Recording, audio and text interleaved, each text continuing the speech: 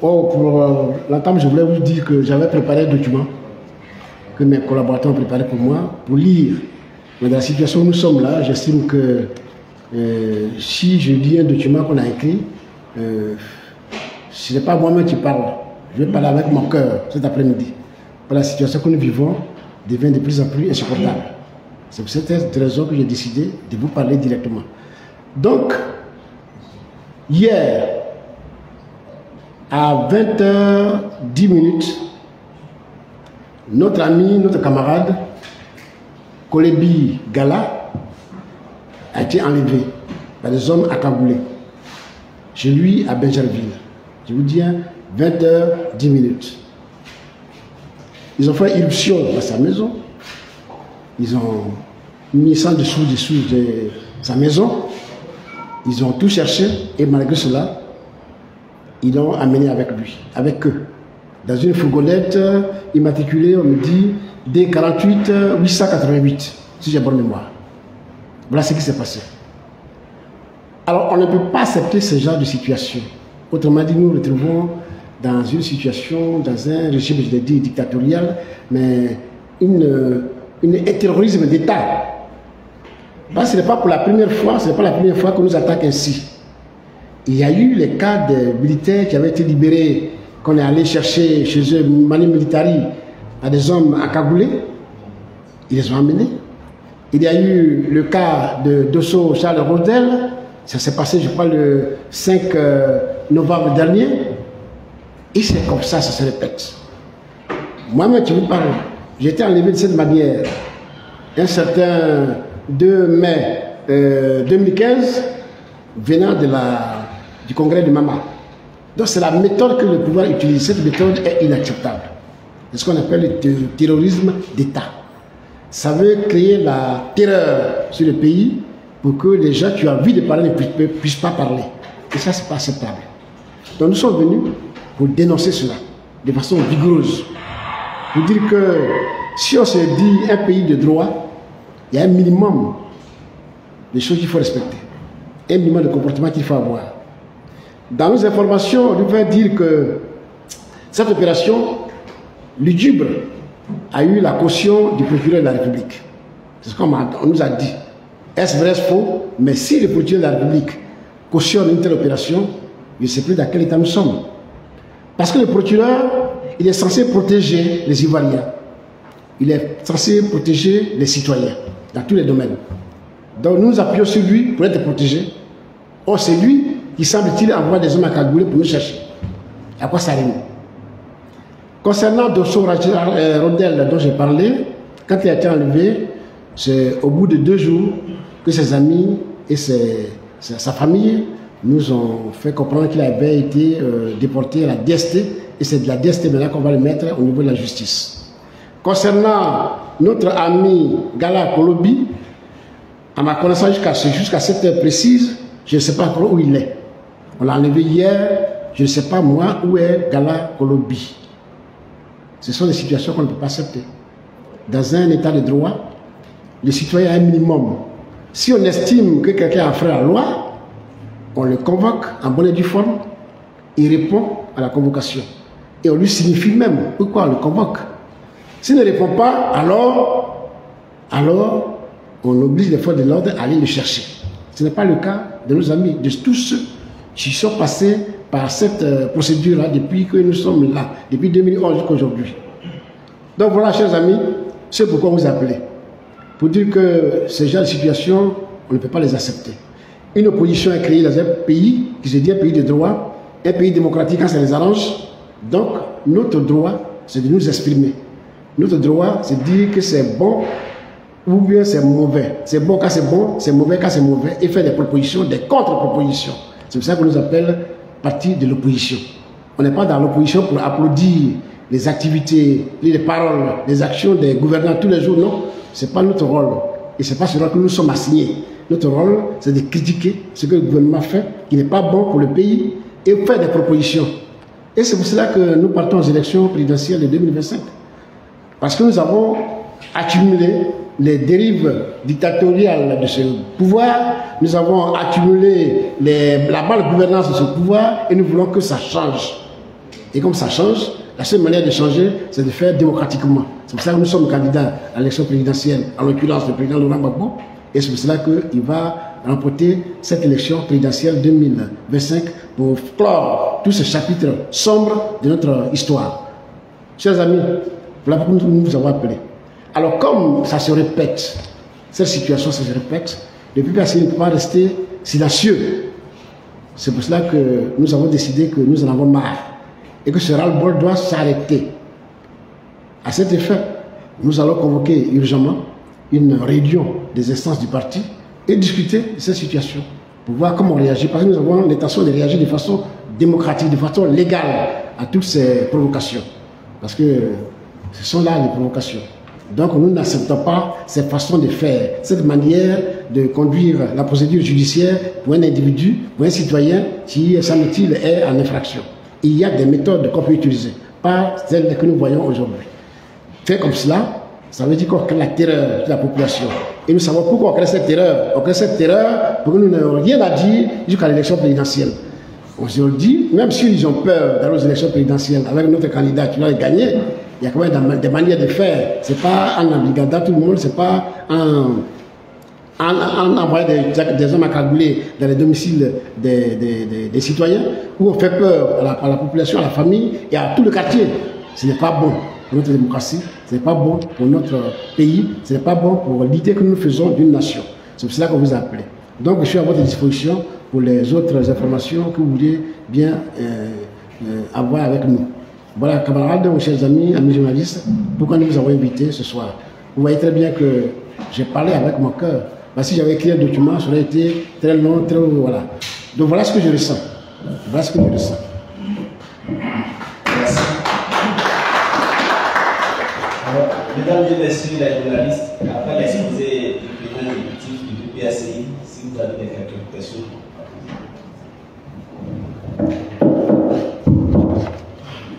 Bonsoir, monsieur le président exécutif. DPP du journal L'Inter. DPP. Et DPP. Vous avez dit que le PPACI compte réagir face à ce que vous avez qualifié de terrorisme d'État, que le PPACI compte réagir de façon démocratique et légale. À quoi vous faites référence exactement? Or, c'est cela qu'on appelle la cuisine interne du parti. Je ne veux pas vous déclarer ici ce que nous allons faire, mais je vous dis qu'on va le faire de façon légale. Dans la légalité, il y a beaucoup de choses que nous avons à nos dispositions. Retenez tout simplement que nous allons réagir de façon légale.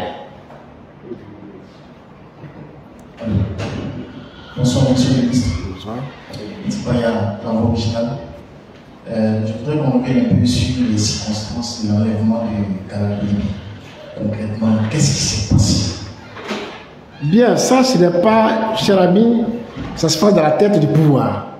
Ce qui se fait, ça se passe toujours dans la tête du pouvoir. Et pour avoir subi ce sort, je peux vous raconter un peu comment ça se passe. Ça dit, on regarde un citoyen, il pense que ce citoyen est gêne dans sa parole, dans son comportement. Donc, on vous envoie des hommes encagoulés, ils vous appréhendent, on vous demande de garder quelque part pendant des mois, des jours. Et c'est un jour plus tard qu'on se rend compte que le monsieur avait été, disons, emprisonné quelque part, dans des conditions très difficiles. Alors, ils ont pris Gala Golobi, je ne sais pas pourquoi, je ne connais pas la cause, je ne connais pas les raisons.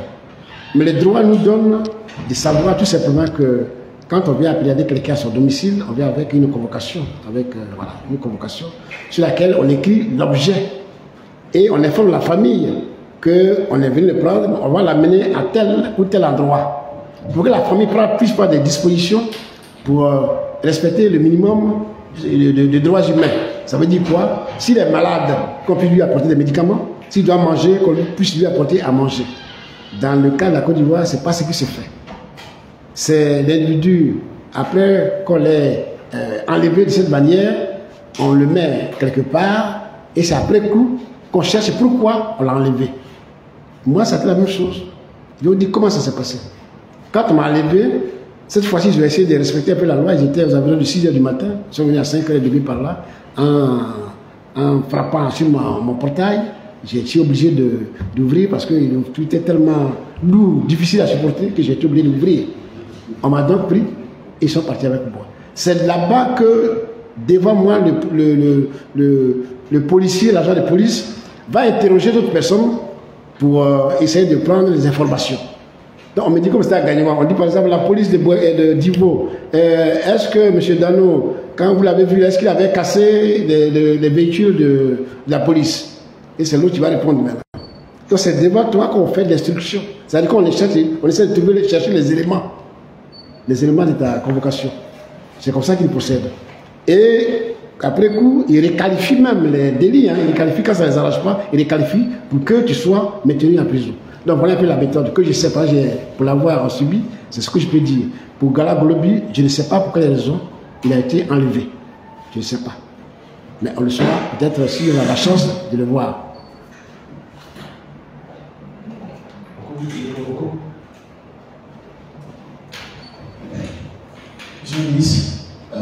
On aurait appris qu'il aurait été enlevé, qu'il a été enlevé devant sa famille.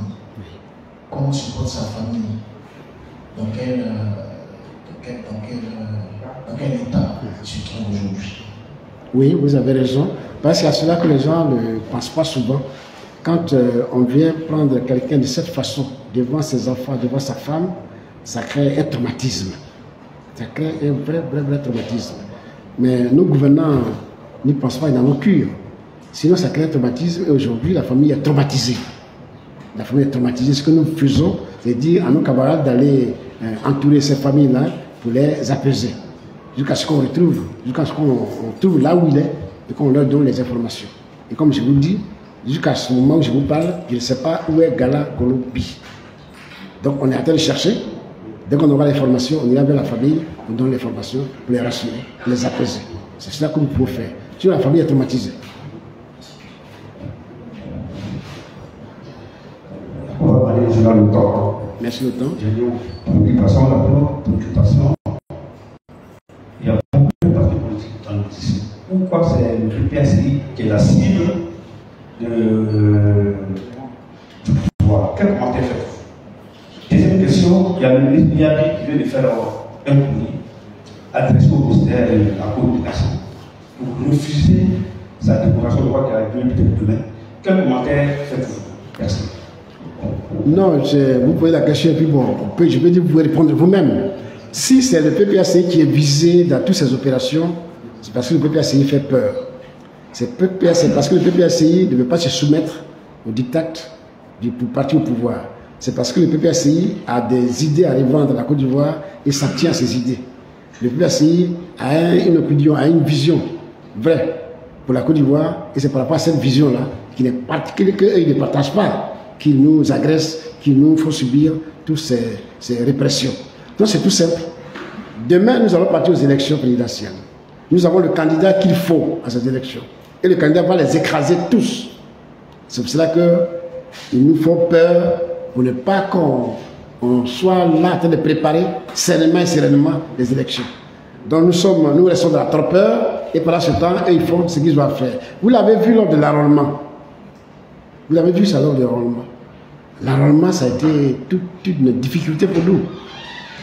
Tantôt, les gens du PPACI arrivent, on leur dit, bon, les documents sont gratuits, mais quand on arrive, en réalité, les documents ne sont pas gratuits. Et comme, quand on parle de non-gratuité, c'est nous qui sommes pénalisés. C'est quand c'est gratuit que nous, on est prêts à y aller. Mais comme on n'a pas d'argent selon eux, ou bien même c'est visuel, vous le savez aussi, on ne peut pas, de ce côté-là, réagir comme il faut. Donc il faut que les documents soient coûteux, et à ce moment-là, nous sommes mis de côté, et il faut les documents pour se faire inscrire. Et là, on a eu l'impression, j'ai dit ici plusieurs fois, qu'on avait l'impression que l'administration préfectorale ou judiciaire était en complicité avec le pouvoir. Parce que quand on dépose les documents au niveau de la sous-préfecture, ces documents ne sortent pas facilement. Quand on les dépose au niveau de la justice, ça ne sort pas facilement. Qu'est-ce qui peut expliquer tout cela? Et ce sont nos documents qui sont dans ces situations-là pénalisés. Donc c'est pour ça que je le dis. Donc c'est parce que notre parti fait peur que nous sommes visés dans cette situation. Notre parti fait peur. Et soyez donc fiers du PPACI, qui est un parti fort sur l'échiquier politique et qui va remporter les élections dans quelques mois. C'est pour ça que nous sommes là.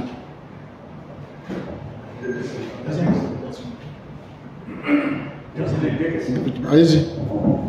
La dernière question a fait au courrier du média. Oui.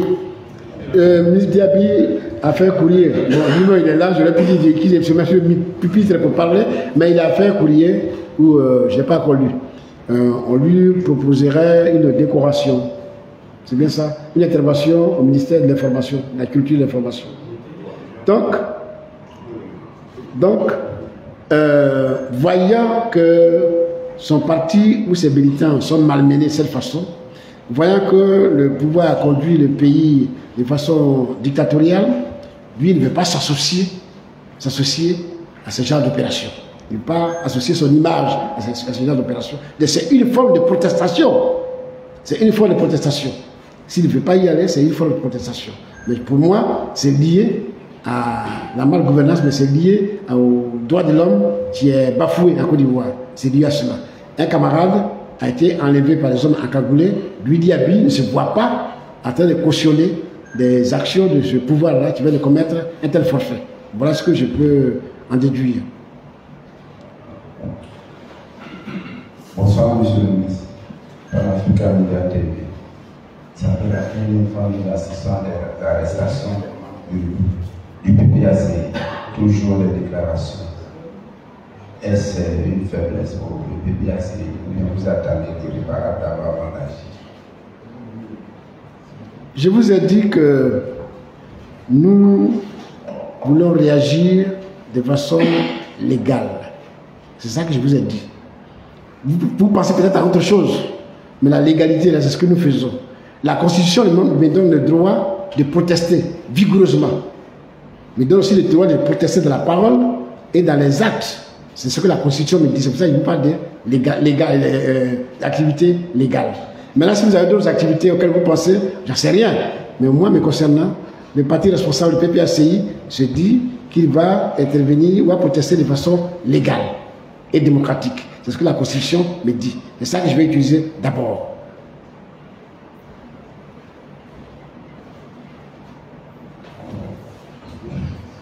Monsieur le Président, bonsoir. Ici, au moins, la carrière de l'histoire d'info. Merci. Je dois vous dire que deux questions que mes confrères se rejoignent. Et c'est parce qu'on assiste au même temps tous les jours. On va agir de façon démocratique. Comme il a dit, si demain le pire arrivait, on va agir de façon démocratique.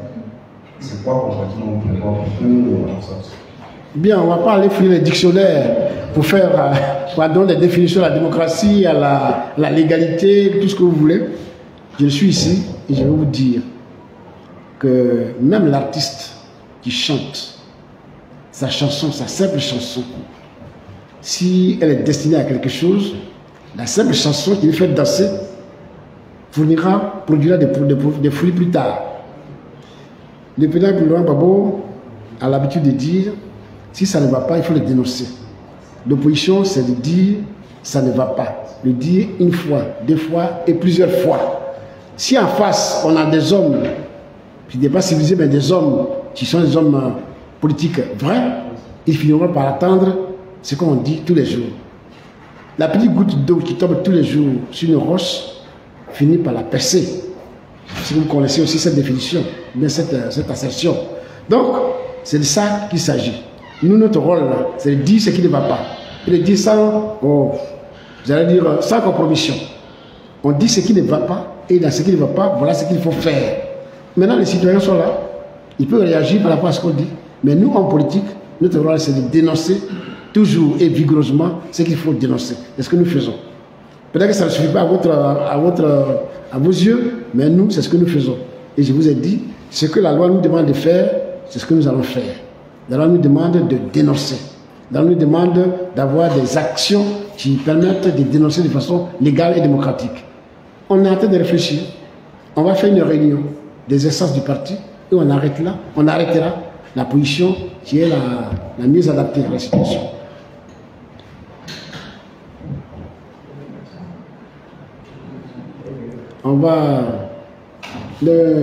Le maître, comment on appelle ça, l'orateur, là, le maître de cérémonie a disparu.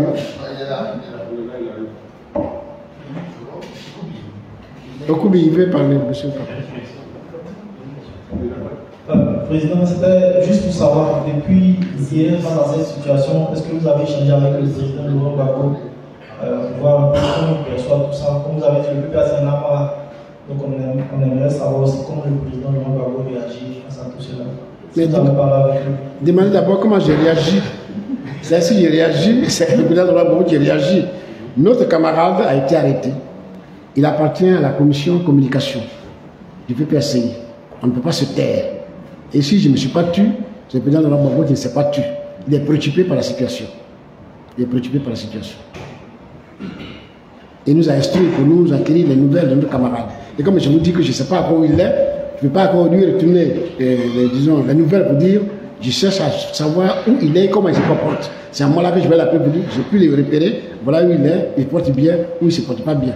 C'est à ce moment-là que je vais le repérer. Mais il est préoccupé par la situation et il nous demande de prendre les nouvelles. C'est ce que nous faisons.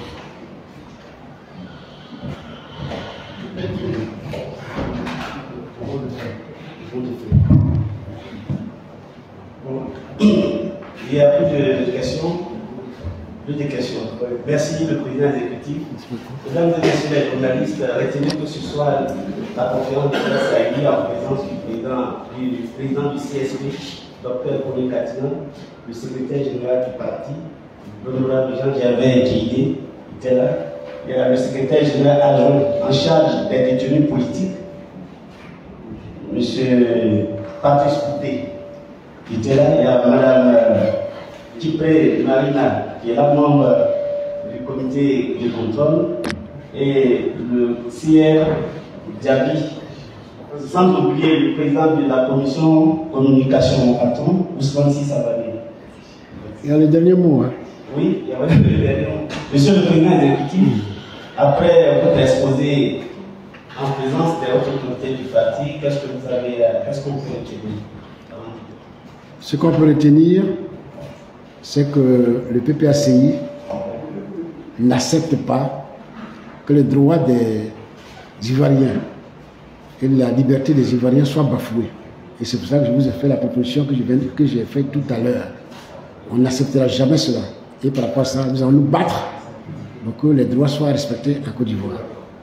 Mais à la fin, je veux dire que, et ça je m'adresse à nos militants et à nos sympathisants, qu'il ne faut pas qu'ils se laissent distraire par ces opérations. L'objectif de ces opérations-là, c'est de nous distraire pour ne pas nous focaliser sur les élections de 2025. Or, aujourd'hui, tout montre qu'on doit se focaliser sur les élections de 2025. Donc nous allons mettre le cap sur 2025. Nous appelons donc nos militants, nous exhortons nos militants, nos sympathisants à se focaliser sur les élections cap, sur les élections 2025 que nous allons gagner, je l'ai dit. Mais entre-temps, tout ce que fait le pouvoir, nous allons réagir et nous défendre comme on peut nous défendre de façon démocratique et légale. C'est ça qu'il faut que les camarades et les sympathisants retiennent pour ce soir.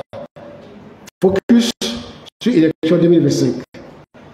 On nous terrorise, on nous sert la pression. Mais comme nous avons toujours résisté, continuons de résister. Continuons de résister. C'est demain qui sera meilleur pour la Côte d'Ivoire.